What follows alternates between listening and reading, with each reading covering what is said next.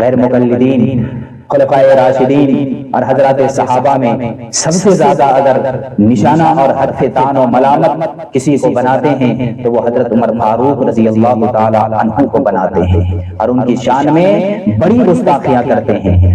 غور کرنے کا مقام ہے کہ یہ وہی حضرت عمر ہیں جن کو رسول اللہ صلی اللہ علیہ وسلم نے الفاروق یعنی حق و باطل میں امتیاز کرنے والے کا لقب عطا فرمایا، جن کے لیے آپ نے دعا کی اور ان کا قبول اسلام آپ صلی اللہ علیہ وسلم کی دعا کے مستجاب اور مقبول ہونے کا مظہر بنا اور اہل ایمان کی عزت کا باعث اور سبب ہوا، اور صحابہ یہ کہہ کرے ما زلنا عزتا منذ اسلم عمر، جب سے عمر اسلام لائے ہم با عزت ہو گئے۔ یہی حضرت عمر رضی اللہ عنہ ہیں جن کو آپ نے خلوت و جلوت میں بار بار جنت کی بشارت دی ہے، اور ان کے ایمان کامل، علم کامل، عمل کامل اور صلاح کی شہادت زبان نبوت سے بار بار بیان ہوئی ہے۔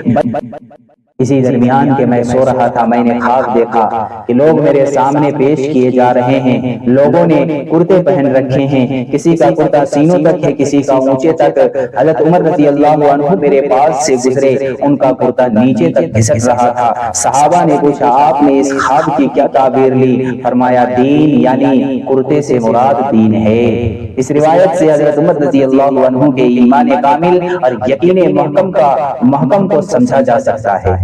اسی طرح اور ایک بخاری شریف کتاب العلم اس کی روایت ہے کہ اسی درمیان کہ میں سو رہا تھا، آپ صلی اللہ علیہ وسلم کی روایت ہے اسی درمیان کہ میں سو رہا تھا میں نے دودھ کا پیالہ دیکھا، میں نے اس سے خوب پیا، یہاں تک کہ میں نے دیکھا کہ سیرابی میرے ناخنوں سے جاری ہے۔ پھر میں نے بچا ہوا دودھ حضرت عمر رضی اللہ تعالیٰ عنہ کو دے دیا۔ صحابہ نے پوچھا اس کی کیا تعبیر ہے؟ فرمایا علم یعنی دودھ سے مراد علم ہے۔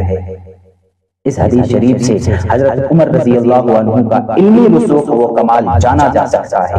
لو کان بعدی نبی لکان عمر، کون مسلمان ہے جس کو یہ حدیث یاد نہیں ہے؟ اگر میرے بعد کوئی نبی ہوتا تو حضرت عمر نبی ہوتے۔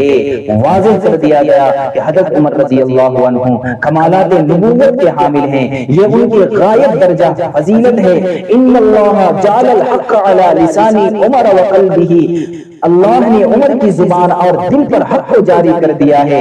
ہمیشہ دل میں حق بات آنا اور وہی زبان پر جاری ہونا حضرت عمر رضی اللہ تعالیٰ عنہ کی بے نظیر فضیلت ہے، جس میں کوئی ان کا شریک نہیں ہے۔ یہی وجہ ہے کہ ان کی رائے کو معتبر مان کر 20 سے زیادہ آیات اللہ نے ان کی تائید میں قرآن میں نازل فرمائی ہے۔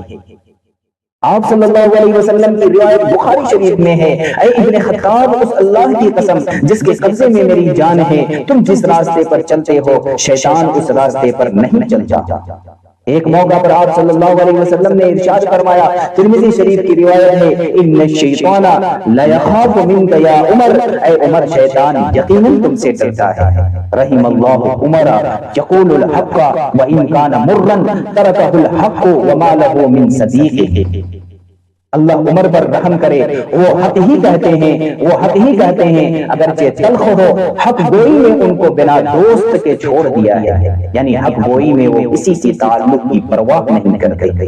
حضرت عمر رضی اللہ عنہ کے اس مقام عظمت کو جو صریح احادیث سے ثابت ہوتا ہے سامنے رکھا جائے، دوسری طرف انہیں حضرت عمر رضی اللہ تعالیٰ عنہ کے تعلق سے غیر مقلدین کے تبصرے اور جسارتیں دیکھی جائیں تو ان کی صحابہ دشمنی بالکل تشت عام ہو جاتی ہے۔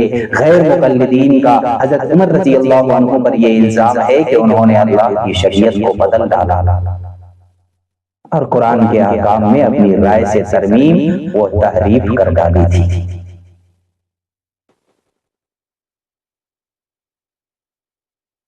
غیر مقلدین کے بڑے مقتدی مولانا محمد جوناگہی نے لکھا ہے، بہت سے صاف موٹے موٹے مسائل ایسے ہیں کہ حضرت عمر فاروق رضی اللہ تعالیٰ عنہ نے ان میں غلطی کی، اور ہمارا اور آپ کا اتفاق ہے کہ فی الواقع ان مسائل کے دلائل سے حضرت فاروق اعظم رضی اللہ تعالیٰ عنہ بے خبر تھے۔ طریق محمدی صفحہ نمبر 41 پر لکھا ہے۔ اچھا جنہوں نے آپ صلی اللہ علیہ وسلم کا دیدار کیا، جنہوں نے آپ صلی اللہ علیہ وسلم پر وحی نازل ہوتے ہوئے آپ صلی اللہ علیہ وسلم کا دیدار کیا، جنہوں نے آپ صلی اللہ علیہ وسلم کے ساتھ زندگی گزارے، جنہوں نے آپ صلی اللہ علیہ وسلم کو نماز پڑھتے دیکھا، جنہوں نے آپ صلی اللہ علیہ وسلم سے براہ راست حدیث سنی، وہ فاروق اعظم رضی اللہ عنہ بہت سے مسائل سے بے خبر تھے۔ یہ غیر کا مقلد لا مذہب آج کے دور میں پیدا ہوا ہے، غیر مقلد یہ انگریز کے دور میں پیدا ہوا ہے، انگریز نے اس جماعت کو پیدا کیا، اس کو دین کی ساری خبر پہنچ گئی۔ یہ ہے ذہن غیر مقلدین کا۔ اسی طرح جامعہ سلفیہ کے استاذ رئیس سلفی صاحب نے اپنی تصنیفات میں جگہ جگہ حضرت عمر رضی اللہ تعالیٰ عنہ سے بغض و عداوت کا اظہار بڑی بے باکی اور گستاخی کے ساتھ کیا ہے۔ ایک جگہ لکھتے ہیں، موصوف عمر نے باعتراف خویش یعنی ڈر کے اعتراف سے یعنی 3 طلاق کے قرآنی حکم میں ترمیم کر دی۔ اس قرآنی حکم میں موصوف نے یہ ترمیم کی کہ 3 قرار پانے لگے، تنویر الافاق ہے۔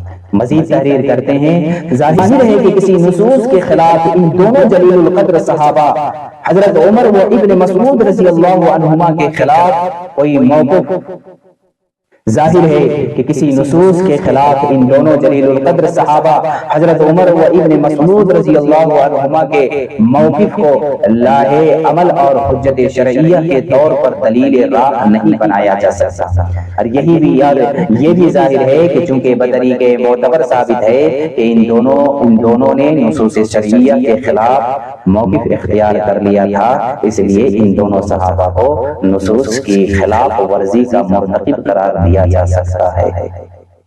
اچھا جی، یہ صحابہ کرام رضوان اللہ تعالی علیہم اجمعین کی جماعت پر یہ شخص ان کے اوپر تنقید کرنے کے لیے، ان کی ایمان کو جانچنے کے لیے یہ شخص کھڑا ہوا ہے۔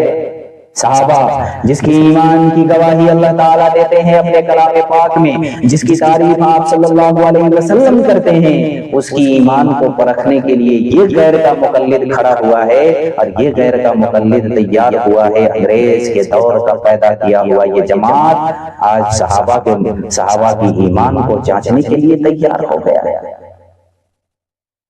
جب تقلید کی دامن چھوڑو گے تو ہاتھ میں یہی آئے گا، صرف اسلاف سے بغض اور اسلاف کو گالی دینا، بدگمانی بدزبانی، اسلاف سے بدزبانی اور اسلاف کو بدزبانی اور بدگمانی، یہی تمہارے ہاتھ آئے گا، اس کے علاوہ کچھ نہیں آئے گا۔